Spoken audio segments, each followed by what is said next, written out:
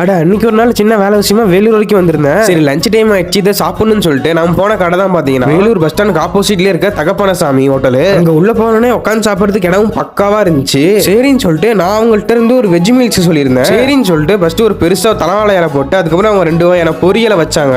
அதுக்கப்புறம் ஒரு ஆள் சாப்பிட்ற மாதிரி சோறும் ஒரு அப்பளமும் ஒரு குண்டால கொண்டு வந்து வச்சாங்க.